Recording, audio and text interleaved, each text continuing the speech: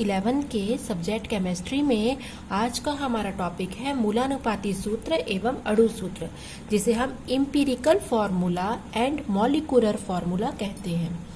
तो चलिए पढ़ना शुरू करते हैं। ये बहुत इंटरेस्टिंग टॉपिक है, आपको बहुत मजा आएगा इसको स्टडी करने में। तो सबसे पहले हम सूत्र किसे कहते हैं ये देख लेते हैं। तो सूत्र किसे कहेंगे? प्रतीकों का वह समूह जो किसी पदार्थ के एक अणु को दर्शाता है उसे हम सूत्र कहते हैं। जैसे जल का हो गया, नमक का हो गया, ग्लूकोज का हो गया, उसी प्रकार मीथेन का हो गया CH4, है ना। तो वह समूह होता है अणु का या एक प्रकार का यौगिक होता है जिसके द्वारा हम सूत्र की रचना करते हैं। अब इस हिसाब से सूत्र निम्नलिखित 3 प्रकार के होते हैं: मूलानुपाती सूत्र, संरचना सूत्र और अणु सूत्र। तो मूलानुपाती सूत्र किसे कहेंगे? किसी यौगिक का वह रासायनिक सूत्र जो उसमें उपस्थित विभिन्न तत्वों के परमाणुओं का सरलतम अनुपात को प्रदर्शित करता है, उसे हम मूलानुपाती सूत्र या सरलतम सूत्र कहेंगे। ये हो गई परिभाषा। अब हम इसे समझेंगे। जैसे मान के चलिए हमको अणु सूत्र दिया है हाइड्रोजन परऑक्साइड का। तो हाइड्रोजन परऑक्साइड का तो ये अणु सूत्र है, तो इसका मूलानुपाती सूत्र क्या होगा? 2 से भाग देंगे, 2 एकम 2, 2 एकम 2, तो H1O1। तो क्या हो जाएगा? 1 को लिखने का जरूरत नहीं है, तो HO। ठीक है, तो ये हो जाएगा इसका सरलतम सूत्र। तो इसे कहेंगे किसी यौगिक का वह रासायनिक सूत्र जो उसमें उपस्थित विभिन्न तत्व, जैसे यहाँ पर हाइड्रोजन और ऑक्सीजन है, तो इन दोनों तत्व के जो परमाणु हैं, जैसे यहाँ पर हाइड्रोजन और ऑक्सीजन के जो परमाणु हैं उनके सरलतम अनुपात को प्रदर्शित करता है, उसे हम मूलानुपाती सूत्र कहते हैं। ठीक है, अब हम देखेंगे अणु सूत्र और संरचना सूत्र किसे कहेंगे। तो अब हम देख लेते हैं संरचना सूत्र। संरचना सूत्र किसे कहेंगे? किसी यौगिक का वह रासायनिक सूत्र जो उसमें उपस्थित विभिन्न परमाणुओं की व्यवस्था को दर्शाता है, उसे हम कहेंगे संरचना या रचनात्मक सूत्र। इसे आप लोगों ने 9th में पढ़ रखा है। जैसे हम H2O का अगर हमको संरचना सूत्र लिखनी है तो HOH। जैसे मीथेन का यहाँ पर दिया है, ये संरचना सूत्र कहलाता है जो उसकी व्यवस्था को प्रदर्शित करता है। ठीक है, अब हम तीसरा देखेंगे अणु सूत्र। तो अणु सूत्र किसे कहेंगे? किसी यौगिक का वह रासायनिक सूत्र जो उसमें उपस्थित विभिन्न तत्वों की परमाणुओं की वास्तविक संख्या या सही संख्या को बताती है। जनरली हम कोई भी सूत्र लें उसे हम अणु सूत्र ही कहते हैं। ठीक है, कोई भी सूत्र लें। जैसे मान के चलो अगर हमको नमक का सूत्र लेना है तो हम NaCl लेंगे। ठीक है, जल का लेना है तो H2O लेंगे, ग्लूकोज का लेना है तो C6H12O6 लेंगे। तो ये तमाम सूत्र जो यूज़ करते हैं जनरली हम अपने दैनिक जीवन में, उसे ही हम क्या कहेंगे? अणु सूत्र। अब तीनों में मैं आप लोग को अंतर बताती हूँ। कुछ एग्जाम्पल यहाँ है जिससे आप लोग तीनों में अंतर पता कर सकते हैं और आप लोग को क्लियर आपके माइंड में वो चीज़ें जा करके बैठ जाएंगी। जैसे यहाँ पर हम अणु या यौगिक लिए हैं, यहाँ पर उसका अणु सूत्र, यहाँ पर उसका संरचना सूत्र और यहाँ पर उसका मूलानुपाती सूत्र। ठीक है, सबसे पहले हम हाइड्रोजन परऑक्साइड लिए हैं। तो हाइड्रोजन परऑक्साइड का अणु सूत्र, जिसको हम जनरली सूत्र से व्यक्त करते हैं, H2O2। अगर हम उसका संरचना सूत्र लेंगे तो इस प्रकार से होगा, और यदि हम इसको लेंगे तो 2 एकम 2, 2 एकम 2, एक को लिखने की आवश्यकता नहीं है, तो HO। तो ये परमाणु के सरलतम अनुपात को प्रदर्शित करता है, तो ये मूलानुपाती सूत्र हो गया। उसी प्रकार यदि हम बेंजीन का लेंगे तो बेंजीन का होता है C6H6। अगर हम उसको संरचना के रूप में लेंगे तो इस प्रकार से, अगर हम उसको विभक्त कर देंगे तो इस प्रकार से होगा, और अगर हम उसको करेंगे तो इसको भी अगर काटेंगे 6 कम 6, 6 कम 6, तो क्या हो जाएगा? CH। ठीक है, ग्लूकोज का यदि हम लेंगे, ग्लूकोज का स्ट्रक्चर इतने में अवेलेबल नहीं हो पाता, इसलिए मैंने इन दोनों का स्ट्रक्चर को छोड़ दिया है। तो C6H12O6 यदि हम इसे करेंगे तो 6 एकम 6, 6 दूनी 12 और 6 कम 6, तो क्या हो जाएगा? CH2O। ठीक है, तो ये उसका मूलानुपाती सूत्र हो गया।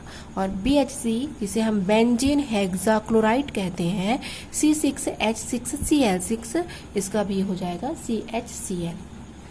ठीक है, तो आप लोग को सूत्र और उसके प्रकार समझ में आ गए होंगे। तो अब हम मूलानुपाती सूत्र और अणु सूत्र में संबंध पढ़ लेंगे। मूलानुपाती सूत्र और अणु सूत्र में जो संबंध होता है, तो किसी यौगिक का अणु सूत्र मूलानुपाती सूत्र का सरल गुणांक होता है। तो सूत्र हो जाएगा, ये आपको याद करना है, अणु सूत्र बराबर मूलानुपाती सूत्र का n, जहां पर n क्या है, एक पूर्णांक संख्या है, एक सरल गुणांक है जिसका मान 1, 2, 3, 4 हो सकता है। तो आपको ये सूत्र याद कर लेंगे तो आपसे आगे मूलानुपाती सूत्र हल करते बन जाएगा। और यदि हम n की वैल्यू निकालेंगे तो अणु सूत्र भार बरकटे मूलानुपाती सूत्र भार हो जाएगा। ठीक है, अगर मान के चलो मूलानुपाती सूत्र को यदि हम गुणा करेंगे n से तो क्या हो जाएगा, अणु सूत्र बराबर n गुणित मूलानुपाती सूत्र। तो आपको ये तीनों सूत्र याद करने हैं। ये तीनों सूत्र अगर आप लोगों ने याद कर लिए तो आपसे इसका न्यूमेरिकल सॉल्व आराम से हो जाएगा। तो चलिए हम कुछ न्यूमेरिकल क्वेश्चन सॉल्व कर लेते हैं ताकि आप लोग को अच्छे से मूलानुपाती सूत्र समझ में आ जाए। क्योंकि आप लोग 11th में हैं तो इस स्टेज में आपको नॉर्मल और छोटी छोटी चीज़ों की जानकारी बहुत ही आवश्यक है। यही छोटी छोटी जानकारियाँ आपको आगे लेवल पर लेकर जाएंगी। तो चलिए प्रश्न देखते हैं। प्रश्न, एक कार्बनिक यौगिक में कार्बन 61% और हाइड्रोजन 11.88% है। यदि यौगिक का वाष्प घनत्व 59 हो तो उसका हमको मूलानुपाती सूत्र और अणु सूत्र दोनों ज्ञात करने हैं। ठीक है, तो सबसे पहले हल करने के लिए जो दिया है उसको हम लिख लेंगे। यहाँ पर कार्बन दिया है 61% और हाइड्रोजन दिया है 11.88%। तो पहले भी हमने प्रतिशत पढ़ लिया है, प्रतिशतता या प्रतिशत संगठन। तो प्रतिशत का नॉर्मली ये अर्थ होता है, ये मीनिंग होता है कि 100 भागों में विभाजित। तो इसको अगर हम जोड़ेंगे तो 72 आ रहा है, यहाँ तो 100 हो ही नहीं रहा है, तो हमको 100 करना है। तो जाहिर सी बात है यहाँ पर ऑक्सीजन भी ऐड होगा। तो अगर ये निकला है, इन दोनों को यदि हम जोड़े हैं तो ये क्या हो जाएगा, ऑक्सीजन की वैल्यू हो गई। चूंकि 100 भाग में करना है क्योंकि हमको प्रतिशत मात्रा ज्ञात करनी है, तो 100 में इतना को यदि हम माइनस कर देंगे तो हमको ऑक्सीजन की वैल्यू मिल जाएगी। ठीक है, तो जब कभी भी आपको क्वेश्चन दिया जाता है और यदि उसको आप टोटल करते हैं तो 100 नहीं आता है तो आप समझ जाइए कि वहाँ पर कोई तीसरा तत्व भी ऐड है और वह तीसरा तत्व ऑक्सीजन ही होता है। ठीक है, अब हमको इसकी प्रतिशतता ज्ञात करनी है। तो कैसे ज्ञात करेंगे, देख लेते हैं इसको किस प्रकार ज्ञात करना है। सबसे पहले हमको तत्व, तो जो तत्व हमको दिए हैं हम उन तत्वों को लिख लेंगे। कार्बन, हाइड्रोजन और ऑक्सीजन, 3 तत्व हमको दिए गए हैं क्वेश्चन में। तीनों की प्रतिशत मात्रा कितनी है जो हमको क्वेश्चन में मिली है। प्रतिशत मात्रा 61% कार्बन की, 11.88% हाइड्रोजन की और 27.12% जो हमने ज्ञात की है ऑक्सीजन की। तीनों को हमने लिख लिया। ठीक है, अब हमको तीनों के परमाणु द्रव्यमान लिखने हैं। तो हमको पता है कार्बन के परमाणु द्रव्यमान 12 होता है, हाइड्रोजन का 1 होता है और ऑक्सीजन का 16 होता है। ठीक है, अब हमको परमाणुओं की अपेक्षिक संख्या ज्ञात करनी है। तो इसके लिए हमको 61 से 12 को डिवाइड करना पड़ेगा। यहाँ पर 11.88/1 और यहाँ पर 27.12/60 करना पड़ेगा। ठीक है, इतना आप लोग को समझ में आ गया होगा। अब हम यदि हम इन तीनों को डिवाइड करेंगे तो यहाँ पर यदि हम इसे करेंगे तो 12 पंचे 60 होता है, तो पॉइंट लगेगा, 0 लगेगा। ठीक है, और इसको यदि हम हल करेंगे तो 0 लगाएंगे तो ये आ जाएगा, यहाँ पर सेम वैल्यू हो जाएगी। और यहाँ पर यदि हम करेंगे तो 16 एकम 16 पॉइंट लगेगा, 0 लगेगा, 7 टू में चला जाएगा। तो आप इसको भाग दे देंगे, वो तो आप लोग को आता ही होगा। अब इन तीनों में जो सबसे छोटी संख्या है उसको हम फिर से भाग देंगे। देखिए कैसे, अपॉन 1.7।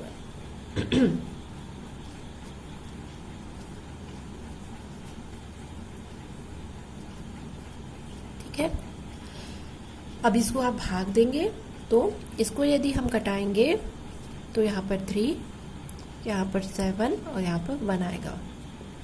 आप लोग गुणा भाग कर लेंगे, आप लोग बहुत चैंपियन होंगे उसमें। तो हो गया, इतना क्लियर हो गया। यहाँ पर जो क्वेश्चन में दिया है वो प्रतिशत लिखेंगे, सबके परमाणु द्रव्यमान लिखेंगे। यहाँ पर जो परमाणु द्रव्यमान है और जो प्रतिशत दिया है उसको भाग कर देंगे, और तीनों में जो सबसे छोटी वैल्यू होगी उसके फिर से तीनों में भाग देंगे, तो हमको सरल पूर्णांक प्राप्त हो जाएंगे। ठीक है, तो अब हम देखेंगे यौगिक का मूलानुपाती सूत्र। क्या प्राप्त हुआ हमको, C3H7O। ठीक है, अब हमको इसका द्रव्यमान ज्ञात करना है। तो द्रव्यमान तो हमने बहुत पहले ज्ञात किया है, कार्बन होता है 12, 3 दिया है इंटू 3, प्लस हाइड्रोजन का होता है 1 इंटू 7 प्लस 16, 59 आ गया। ठीक है, अब हमको क्वेश्चन में अणु सूत्र ज्ञात करने के लिए पूछा है।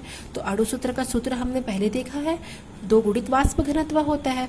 तो वाष्प घनत्व क्वेश्चन में 59 दिया है, इसको गुणा कर देंगे तो 118 आ जाएगा। ठीक, अब क्या करना है, हमको मूलानुपाती सूत्र भी ज्ञात करना है। तो अब मूलानुपाती सूत्र कैसे ज्ञात करेंगे, ये वाले सूत्र से जो हमने पहले देख लिया है। हमने मूलानुपाती सूत्र और अणु सूत्र में जो संबंध देखे थे वहां से n बराबर अणु सूत्र भार बट्टे मूलानुपाती सूत्र भार। तो अणु सूत्र का भार कितना दिया यहाँ पर 118, जो कि आ गया, और मूलानुपाती सूत्र भार यहाँ से ज्ञात किया 59, तो 2 आ गया। ठीक है, तो अब हम क्या करेंगे, अणु सूत्र ज्ञात करेंगे। तो ये सूत्र होता है, मूलानुपाती सूत्र का n होता है, पहले हमने देखा है ना, कंफ्यूज नहीं होइए आप लोग। n, तो ये मूलानुपाती सूत्र आया है हमको, उसमें हम 2 कर लेंगे, तो 3 दूनी 6, 7 दूनी 14 और O2 हो गया। तो ये आप क्या हो जाएगा, मूलानुपाती सूत्र और अणु सूत्र ज्ञात हो जाएगा। जरा से भी डाउट की कंडीशन में मैं आपके लिए एक क्वेश्चन और लेकर के आई हूँ। ठीक है, ये देखिए, इसमें आप लोग को और अच्छी तरीके से क्लियर हो जाएगा। ये एक कार्बनिक यौगिक में कार्बन अनुपात, हाइड्रोजन अनुपात, नाइट्रोजन का जो भारात्मक अनुपात है वो 9:1:3.5 है। तो इसका अणु भार भी दिए रखा है, तो अणु सूत्र हमको ज्ञात करना है। तो सबसे पहले फिर से करेंगे, जो तत्व दिया है और जितने अनुपात में दिया है क्वेश्चन में उसको हम लिख लेंगे। देख रहे हैं 9, 1, 3.5। तीनों का हम द्रव्यमान लिख लेंगे, कार्बन का 12, हाइड्रोजन का 1 और नाइट्रोजन का 14। पहले किए थे वैसे ही परमाणुओं की अपेक्षिक संख्या कैसे ज्ञात करते हैं, 9 से 12 को भाग देंगे, 1 से 1 को भाग देंगे और 3.5 में 14 को देंगे, तो ये वैल्यू आएगी। अब भाग देंगे तो अब तीनों में सबसे छोटी राशि ये है, तो इसमें से पुनः तीनों को भाग देंगे तो हमको 3, 4 और 1 मिलेगा। तो अब हम तीनों को जोड़ के मूलानुपाती सूत्र क्या बनाएंगे, C3H4 और N। अब फिर से हमको मूलानुपाती सूत्र भार याद करना है। तो कार्बन का 12 होता है परमाणु द्रव्यमान, तो 12 गुणित 3 धन 1 गुणित 4 धन 14, तो 54 आ जाएगा। अब हमको अणु भार क्वेश्चन में हमको दिया है 108, तो अणु भार याद कर लेंगे। तो अणु भार बराबर क्या हो जाएगा, 108/54। कहाँ से आया, 54 यहाँ से आया, तो करेंगे तो कितना आएगा 2। ठीक, अब इसको हम फिर से रख लेंगे इसमें। तो जो वैल्यू आई थी हमारी C3H4N में 2 का कर लेंगे, क्योंकि N की वैल्यू 2 आ चुकी है। ठीक है, अब इसको करके हम हल कर लेंगे। फर्स्ट टाइम पढ़ने के कारण थोड़ा सा क्रिटिकल और टफ लग रहा होगा। कुछ भी प्रॉब्लम होने पर आप एक बार मुझे कमेंट्स करके अपनी शिकायतें बता सकते हैं, मैं आपके सारे डाउट क्लियर करने की पूरी कोशिश करूंगी। फर्स्ट टाइम पढ़ रहे हैं, थोड़ा सा लेंथी जाएगा, लेकिन बहुत अच्छा और इंटरेस्टिंग टॉपिक है। तो कुछ भी डाउट की कंडीशन में आप बेझिझक क्वेश्चन पूछिए। Thank you.